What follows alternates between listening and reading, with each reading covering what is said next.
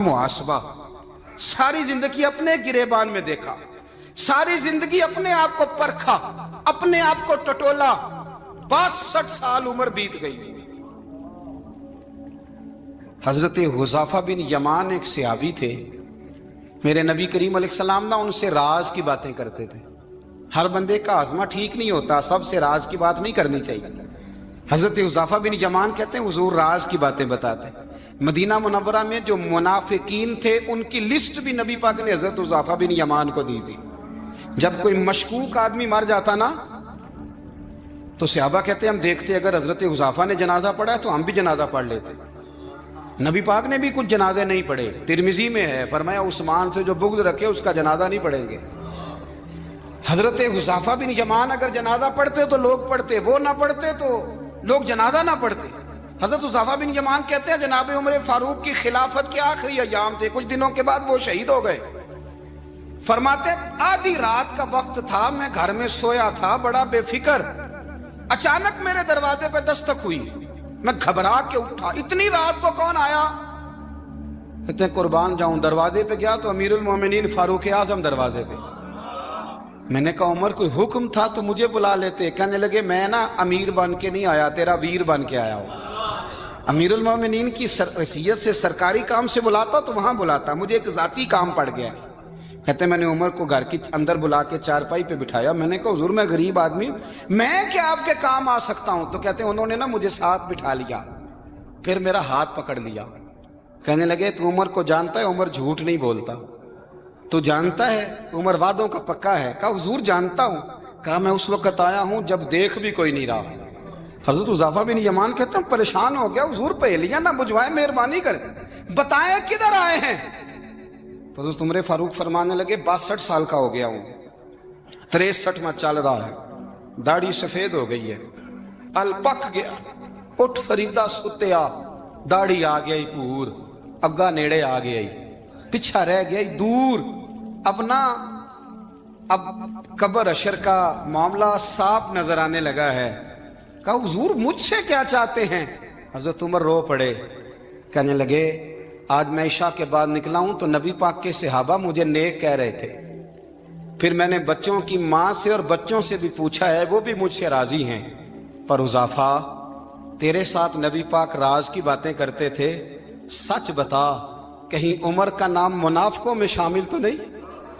सच बता उन मुनाफिकीन में तो शामिल नहीं, कहीं ऊपर ऊपर से तो नहीं सारा कुछ? हजरत हुज़ाफा बिन यमान कहते हैं मैं बाप के मरने पे इतना नहीं रोया जितना उमर के सवाल पे रोया। मैं कदमों में बैठ गया, मैंने कहा नहीं उमर ये तो मैंने नहीं सुना, लेकिन ये मैंने नबी पाक से जरूर सुना है कि मेरे बाद अगर कोई नबी होता तो उमर इब्ने खत्ताब होता। ये मैंने अपने कानों से सुना है कि उमर जिस गली से गुजरे शैतान रास्ता बदल जाता है। ये मैंने अपने कानों से सुना है कि 950 साल हजरत जिब्रील जनाब उमर की शान बयान करें तो फिर भी बयान नहीं हो सकता। ये मैंने जरूर सुना। दोस्तों सारी जिंदगी हजरत उमर ने अगर दूसरों का मुहासबा किया तो अपना और अपने बच्चों का भी कड़ा ख्याल रखा, अपनी जात पर बड़ी तवज्जो दी। जो लोग अपना भूल जाते हैं ना, हमें अपनी सेहत का बड़ा ख्याल है लेकिन अपनी रूहानी जिंदगी का कोई ख्याल नहीं है, कल्बी जिंदगी का कोई तसव्वुर नहीं है। आप यकीन करें मोटा आदमी कमजोर होने के लिए जद्दोजहद कर रहा है, कमजोर ताकतवर होने के लिए, लेकिन जिसको कितने दिन बीत गए अल्लाह रसूल की याद में रोया ही नहीं, कितने दिन बीत गए ना सुनने को दिल ही नहीं चाहा, जिसे महीनों बीत गए और कुरान पाक की तरफ नजर ही नहीं गई, वो फिक्रमंद ही नहीं। जिंदगी जिंदा दिली का नाम है, मुर्दा दिल क्या खाक जिया करते हैं। भाई हजरत उमर की जिंदगी दौरे हाजिर में हमें यह सबक देती है कि कड़ी निगरानी रखो अपने पौधों की, कड़ा ख्याल रखो अपने जाती बाग का, और ये जो तुम्हारे दिल की दुनिया है ये तुम्हारी रूह की जिंदगी है, इसका मुहासबा करते रहो। नबी करीम अलैहिस्सलाम ने फरमाया अपना हिसाब खुद कर लो कबल इसके कि तुम्हारा हिसाब किया जाए। अपना हिसाब बोलिए, अपना हिसाब। हम सारी दुनिया का हिसाब करते फिरते हैं, कोई कहाँ से कमाता है कहाँ खाता है, पर अपना हिसाब हुजूर ने फरमाया हिसाब कर लो कबल इससे कि तुम्हारा हिसाब। मौला अली फरमाते हैं नमाज पढ़ लो कबल इसके कि तुम्हारी नमाज पढ़ी जाए। ये बड़ा अजीब मामला है। کہ ہم جتنے لوگ ہیں ہمارا معیار یہ ہے کہ سامنے والا غلط ہے اور میں ٹھیک. یعنی دوسرے کا بچہ گلی میں نظر آ جائے تو اس کی غلطیاں نکلنی شروع ہو جائیں گی.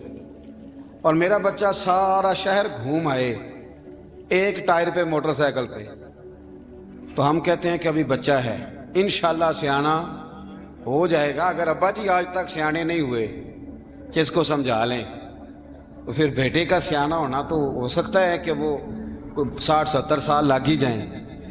گھر کے اندر جب تک توجہ نہیں ہوتی, اور سب سے پہلے جب تک اپنی ذات پر توجہ نہیں ہوتی, تو والد کا جب تک کردار بچے نہیں دیکھتے جب تک, اتنی دیر تک ان کا تبدیل ہونا ممکن نہیں ہوتا. حضرت عمر فاروق رضی اللہ تعالیٰ عنہ نا باہر والوں کا بھی بڑا سخت حساب کرتے تھے. بڑا ایک گورنر صاحب نے لباس بڑا شاندار پہننا شروع کر دیا تھا, تو حضرت عمر نے اتروا کے نا تو انہیں ٹاٹ کا لباس پہنا کے تو اونٹ چرانے کی ڈیوٹی دے دی تھی. اتنا سخت احتساب کرتے. کسائی کی دکان پر بھی 1-2 گھنٹے کھڑے ہوتے تھے. جو آدمی مسلسل 2 دن گوشت خریدتا تھا نا, فرماتے تھے اس کا ٹیکس بڑھا دو, لوگوں کو دال نہیں مل رہی اور یہ روز گوشت کھاتا ہے. حضرت فاروق اعظم, اس کو جزیہ کہا جاتا تھا, یا کچھ اور معاملات ہوتے تو بڑھا دیتے تھے. مسلسل جو 2 دن آدمی گوشت کھاتا تھا, فرماتے تھے مدینے میں غربت ہے, اگر یہ والا نظام تم کرو گے تو غریب لوگ کس کی طرف دیکھیں گے. لیکن اس سے زیادہ بڑھ کر جو ان کی زندگی کا معیار اور سٹیٹس تھا وہ یہ تھا کہ اپنے گھر کا خاص خیال رکھتے, خاص توجہ کرتے. ملک شام سے اور ایران سے کچھ لوگ آپ کی خدمت میں آئے, تو وہاں سے کچھ کنیزیں بھی آئیں. ان کے بادشاہ پیغام لے کے, شاہ ایران کی کنیز کو ملکہ نے کہا کہ نا حضرت عمر کی زوجہ کو دیکھ کے آنا ذرا کس طرح کی ہے. ہمارے ملک میں کیا کہتے ہیں, خاتون اول جی, خاتون, باقی سارے دووں میں خاتون اول. ذرا خاتون اول کو دیکھ کے آنا. تو وہ جب آئی نا گھر میں ملنے, تو کہا کہ مجھے میری ملکہ نے کہا تھا کہ عمر کی زوجہ سے, اہلیہ سے ملاقات کر کے آنا. تو حضرت عمر کی اہلیہ نے نا ایک جوڑا کپڑوں کا دے دیا ملکہ کے لیے, اور ایک خوشبو کی شیشی دے دی. اب جب وہ تحفے وہاں گئے تو اس ملکہ نے نا کچھ سونے کا سامان بھیجا, کچھ زیورات بھیجے, کچھ تحائف بھیجے. جب حضرت عمر کے گھر آئے نا, وہ خادم لے کے آیا, اس نے کہا جی آپ کی اہلیہ نے تحفے بھیجے تھے. تو جواب میں شاہ ایران کی بیوی نے, یہاں جس ملک کا وہ سفیر تھا, انہوں نے بھی یہ بھیجے. تو حضرت عمر فاروق نا وہ تحفے لے کے گھر گئے, تو جا کے کہنے لگے اپنی اہلیہ سے, یہ تو کب سے تحفے تحائف بھیجنے لگ گئی ہے, یہ کب سے نظام شروع ہو گیا؟ تو کہ حضور تحفہ دینا لینا تو ٹھیک ہے, سنت ہے, محبت بڑھتی ہے, تو یہ کوئی قباحت نہیں, اور میں نے اپنی ذاتی استعمال کے لیے جو چیزیں رکھی تھی وہ میں نے دی ہیں.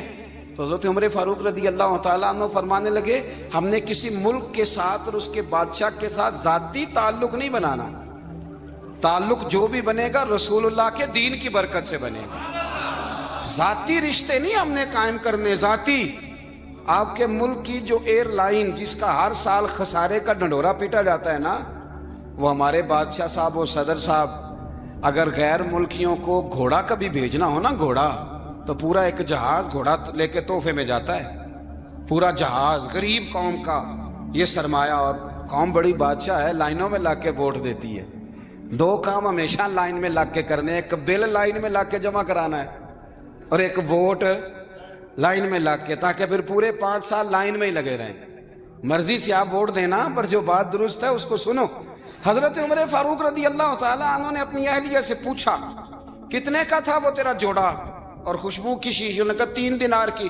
فرمایا یہ 3 دینار تیرے, اور باقی جو تحفے آئے ہیں وہ تو خود کہہ, چونکہ اس نے تیرے نام بھیجے ہیں, تو کہہ کہ میں مال غنیمت میں دیتی ہوں, تو کہہ میں مسلمانوں کو کہہ. تو زوجہ ہنس پڑی, کہنے لگی میں نہ بھی کہوں تو مجھے کہنا تو پڑے گا ہی, کہنا تو میں نے ہے ہی, کیونکہ سامنے عمر فاروق ہیں, لہذا فرمایا کہہ دیتی ہوں میں نے دیا خزانے کو. حضرت عمر نے جمع کرا لیا. میں یہ کیا بات ہوئی, میرے گھر والے جو مرضی کریں, ان کا معیار زندگی جس طرح کا مرضی ہو.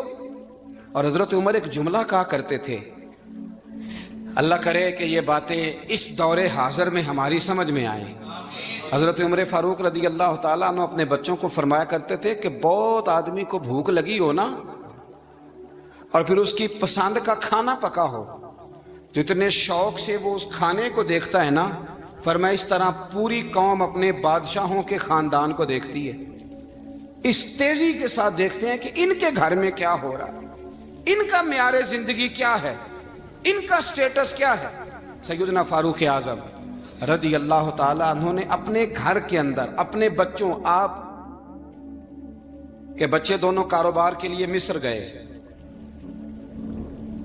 تو وہاں کے گورنر صاحب نے لوگوں سے، ایک بہت بڑا قافلہ گیا مدینے سے مصر تجارت کے لیے، جاتے ہیں نا آج بھی قافلے کئی ملکوں میں، تو یہ گئے تجارت کے لیے، تو حضرت عبداللہ ابن عمر، حضرت عبید اللہ ابن عمر، حضرت عمر کے دونوں بیٹے گئے، جناب عمر فاروق کے بچے جب وہاں پہنچے تو مصر کے گورنر نے نا لوگوں کو تعارف کرایا کہ یہ عمر فاروق کے بیٹے ہیں، یہ حضرت ہے، یہ چودھری کے بیٹے کو کون بتاتا ہے کہ تو چودھری کا بیٹا ہے؟ باہر والے بتاتے ہیں، گھر والے جی، اور سیٹھ صاحب کے بیٹے کو کون بتاتا ہے کہ تو سیٹھ صاحب کا بیٹا ہے؟ اور مالک کو کون بتاتا ہے کہ تو مالک کا بیٹا ہے اور یہ کرایہ دار ہے؟ یہ کون بتاتا ہے؟ یہ سوچ ہم دیتے ہیں بچوں کو، چودھری اور کمی کی سوچ، امیر اور غریب کی سوچ، مالک اور کرایہ دار کی سوچ، گھر کے مالک کی اور کام کرنے والے کی سوچ، یہ ہم دیتے ہیں۔ یاد رکھنا، یہ ہم دیتے ہیں، یہ ہمارا مزاج ہے، یہ باہر سے نہیں آتی۔ تو کوئی شہزادہ ہے، تو سیٹھ ہے، تو نواب ہے، یہ سوچ باہر سے نہیں آتی، یہ اماں سوچ دیتی ہے، اماں، یہ ابا سوچ دیتا ہے، اور پھر جب تباہی اترتی ہے تو اس کے ذمہ دار بھی باہر والے نہیں ہوتے، گھر والے ہوتے ہیں، گھر والے۔ ہمارے بچوں کی طبیعتوں پر زیادہ نقش باہر والوں کا نہیں ہوتا، گھر والوں کا ہوتا ہے، یاد رکھیے گا۔ حضرت عمر فاروق رضی اللہ، بچے ہیں، شہزادے ہیں، وہ کاروبار کرنے گئے اور وہاں لوگوں نے بتایا گورنر صاحب نے کہ یہ فاروق اعظم کے بچے امیر المومنین کے۔ لوگوں نے ان سے زیادہ مال خریدا، تجارت میں زیادہ نفع ہوا، ظاہر ہے کہ وہ آپ کے جو اللہ خیر کرے حکمران ہیں، ان کے کاروبار کتنے ملکوں میں ہیں، کس بنیاد پر ہیں؟ وہ صرف اس بنیاد پر کہ وہ حکمران رہے، ان کے لیے آسان تھا بڑے لوگوں سے تعلقات بنانا۔ حضرت عمر فاروق رضی اللہ تعالیٰ عنہ کے بچے ڈھیروں مال کما کے جب واپس آئے نا تو حضرت عمر سے آ کے بچوں نے بطور محبت کا، ابا جی اللہ نے بڑا ہی فضل کیا ہے، بڑا مال کمایا الحمدللہ، یہ دیکھیں کتنا نوازا ہے۔ تو حضرت عمر کہنے لگے سارے قافلے نے اتنا ہی کمایا ہے؟ سارے قافلے نے اتنا ہی کمایا ہے؟ کہ حضور نہیں، سارے قافلے نے اتنا نہیں کمایا، سب کو اتنا نہیں ملا۔ وہ تو وہاں گورنر صاحب نے لوگوں کو تعارف کرایا تھا کہ یہ عمر کے بچے ہیں، تو لوگوں نے پھر ہم سے بڑا ہی خریدا۔ تو حضرت عمر فرمانے لگے ٹھیک ہو گیا، میں بات سمجھ گیا، اس طرح کرو، جو تمہاری اصل زر تھی نا، جو راز تھی، وہ رکھ لو اور باقی سارا مال خزانہ میں جمع کرا دو، اس لیے کہ یہ تم نے تجارت نہیں کی، یہ تم نے اپنے باپ کا نام بیچا ہے، یہ تم نے امیر المومنین کے بیٹے ہونے کا فائدہ اٹھایا ہے۔ فرمایا یہ تمہارا نہیں حق، یہ مسلمانوں کا ہے، اس لیے کہ یہ مال تم نے محنت سے نہیں کمایا، یہ باپ کی کرسی کا فائدہ اٹھایا ہے۔ اور فرمایا اگر تم نے مال جمع نہ کرایا تو میں مال بھی لے لوں گا زبردستی اور کوڑے بھی ماروں گا، ڈبل سزا دوں گا، مرضی سے جمع کراؤ گے تو کوڑوں سے بچ جاؤ گے۔ بڑے بیٹے نے تو جمع کرا دیا تو چھوٹا تھوڑا پریشان ہوا، تو حضرت عبداللہ ابن عمر چھوٹے کا ماتھا چوم کے کہنے لگے بیٹے چپ کر کے جمع کرا، یہاں بھی فخر کر کے ہم عمر کے بیٹے ہیں اور قیامت میں بھی فخر کریں گے کہ ہم فاروق اعظم کے بیٹے ہیں۔ حضرت عمر فاروق رضی اللہ تعالیٰ عنہ کے بارے میں امام ابن جوزی نے لکھا ہے کہ رات کو نا گھر کے اندر بیٹھے بیٹھے اچانک رو پڑے حضرت عمر، 62 سال عمر ہے، خلافت کے آخری ایام چل رہے تو رو پڑے ایسے ہی گھر میں بلا وجہ ہی۔ آپ کی اہلیہ نے، زوجہ نے بیٹے کو اٹھایا، فرمایا پتہ کرو تمہارے باپ کو کیا مسئلہ ہے، کہیں کوئی تکلیف تو نہیں، درد تو نہیں، صاحبزادے آئے، ابا جی کیا بات ہے؟ فرمایا اماں کو بلاؤ۔ سب لوگ جمع ہو گئے تو جناب عمر فاروق رضی اللہ تعالیٰ عنہ فرمانے لگے کہ بیٹھو میرے ارد گرد۔ سب بیٹھ گئے تو فرمانے لگے آج جب میں مسجد سے نکلا تھا تو میرے نبی پاک کے سچے صحابہ، سچے رسول کے سچے صحابہ، حضور کے سچے غلام یہ کہہ رہے تھے کہ عمر بڑا ہی اچھا ہے، عدل والا ہے، انصاف والا ہے۔ تو ابا جی اس میں رونے والی کیا بات ہے؟ تو فرمانے لگے ڈر یہ لگتا ہے کہ باہر تو میں اچھا تھا، کہیں گھر میں تو نہیں کوتاہیاں کرتا رہا۔ میری بات پہ توجہ کرنا، کہیں گھر میں آپ باتیں سن لیں تو شاید جتنی میں کرتا ہوں دوسرا کاری کوئی نہ سکے، لیکن جب عمل کے راستے پہ ہم نکلتے ہیں تو وہ مسدود ہے, وہ بند ہے. عمل کس نے کرنا ہے؟ آپ کوئی آیت پڑھیں تو یہاں غلطی نکالنے والے 20 لوگ مل جائیں گے, 20 لوگ, لیکن اس آیت پہ عمل کرنے والے کتنے ملیں گے؟